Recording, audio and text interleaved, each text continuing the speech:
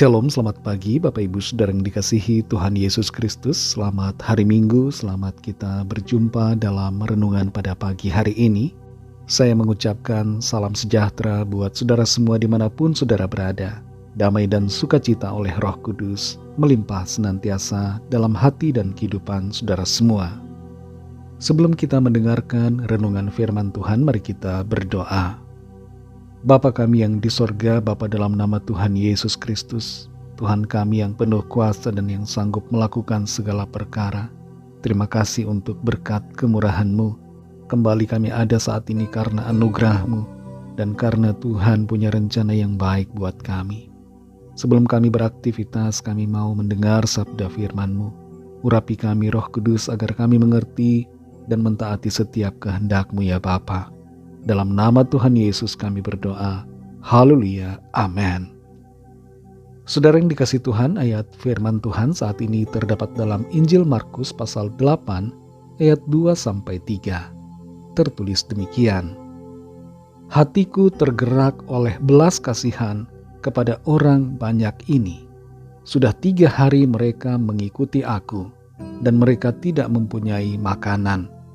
Dan jika mereka kusuruh pulang ke rumahnya dengan lapar, mereka akan rebah di jalan, sebab ada yang datang dari jauh. Saudara yang dikasihi Tuhan, seorang bapak yang sudah beristri dan punya beberapa orang anak, mulai menjadi aktif sekali dalam pelayanan di gereja. Dari hari Senin sampai hari Minggu, terus menerus setiap hari, fokusnya adalah untuk melakukan kegiatan pelayanan di gereja. Melayani di gereja, mengerjakan pelayanan untuk Tuhan adalah baik. Tapi masalahnya yang terjadi pada bapak ini adalah dia tidak lagi mempedulikan keluarganya. Tidak lagi berusaha untuk memenuhi keperluan istri dan anak-anaknya. Bapak ini meninggalkan pekerjaannya dan merasa bahwa dia harus fokus sungguh-sungguh untuk Tuhan. Kita semua harus fokus untuk Tuhan, betul. Hidup kita, hati kita fokuskan untuk Tuhan. Tapi bukan berarti kita menjadi orang yang tidak bertanggung jawab dengan sekeliling kita, dengan keluarga kita, dengan orang-orang di sekitar kita. Kita perlu mengerjakan tugas tanggung jawab kita. Kita perlu seimbang dalam hal jasmani dan juga rohani. Karena Tuhan Yesus pun memperhatikan hal-hal jasmani kita. Kita perhatikan dalam Markus 8 ayat 2-3 ini. Di situ tertulis, hatiku tergerak oleh belas kasihan kepada orang banyak ini. Sudah 3 hari mereka mengikuti aku, dan mereka tidak mempunyai makanan. Dan jika mereka kusuruh pulang ke rumahnya dengan lapar, mereka akan rebah di jalan, sebab ada yang datang dari jauh.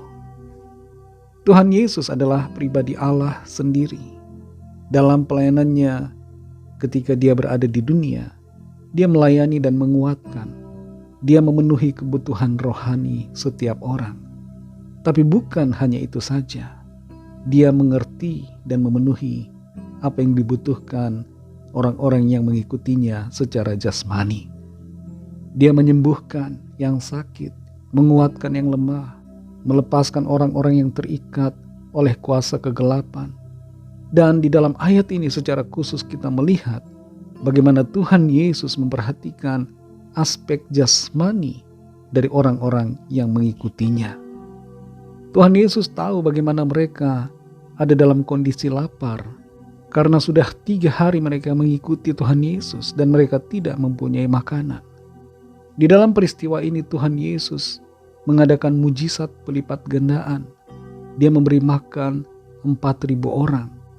Dan peristiwa pemberian makan ini bukan hanya sekali ini saja.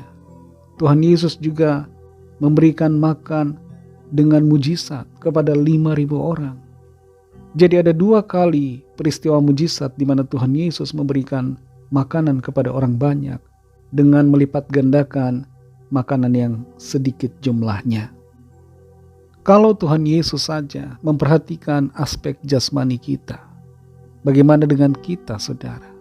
Sudah seharusnya kita juga tidak melalaikan aspek keperluan jasmani kita, kebutuhan yang dibutuhkan oleh rumah tangga atau keluarga kita.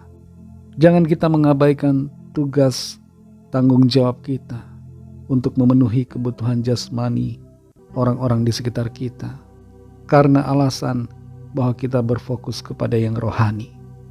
Tuhan saja memperhatikan aspek jasmani kita.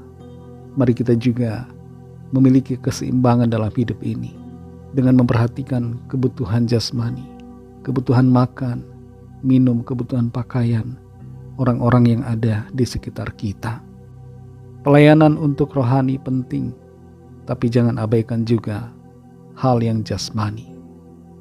Saudara yang dikasihi Tuhan, Tuhan mengerti kebutuhan saudara dan saya, dan Dia mau memenuhi, mau mencukupi segala apa yang kita perlukan.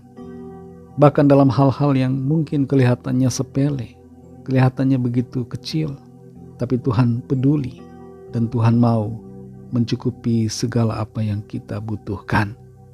Bersyukurlah karena kita punya Tuhan yang baik, yang memberkati kita secara jasmani dan juga secara rohani. Mari kita berdoa. Terima kasih Tuhan Yesus, kami mengucap syukur untuk firman-Mu yang sudah kami dengar saat ini. Kami belajar dari teladan-Mu ya Tuhan, bagaimana Engkau memperhatikan bukan hanya kebutuhan rohani kami, tapi juga kebutuhan jasmani kami. Tolong kami supaya kami pun bersikap demikian, tidak melalaikan tugas tanggung jawab untuk memenuhi kebutuhan jasmani keluarga kami, orang-orang di sekitar kami, tapi kami menjadi peka dan penuh belas kasihan seperti hati-Mu Tuhan. Tuntun kami Tuhan, pimpin kami untuk berjalan dalam kebenaran-Mu, agar pelayanan kami senantiasa mempermuliakan nama Tuhan dan tidak menjadi batu sandungan karena kelalaian kami. Terima kasih Bapa, kami bersyukur untuk firman-Mu. Berkatilah kami di sepanjang hari ini dalam segala tugas aktivitas kami. Biarlah apa yang kami lakukan semuanya menyenangkan hati-Mu Tuhan, dan Tuhan buat kami berhasil dan berkemenangan. Kami berdoa bagi yang sedang dalam keadaan sakit dan yang sedang dalam persoalan. Lawatlah ya Tuhan, nyatakan kuasa, pertolongan dan mujizat-Mu bagi setiap kami. Kami serahkan semua ke dalam tangan kasih-Mu. Dalam nama Tuhan Yesus Kristus, Tuhan dan Juru Selamat kami sudah berdoa dan mengucap syukur. Haleluya. Mari sama-sama kita berdoa, doa Bapa kami. Bapa kami yang di sorga, dikuduskanlah nama-Mu, datanglah kerajaan-Mu, jadilah kehendak-Mu di bumi seperti di sorga. Berikanlah kami pada hari ini makanan kami yang secukupnya, dan ampunilah kami akan kesalahan kami, seperti kami juga mengampuni orang yang bersalah kepada kami.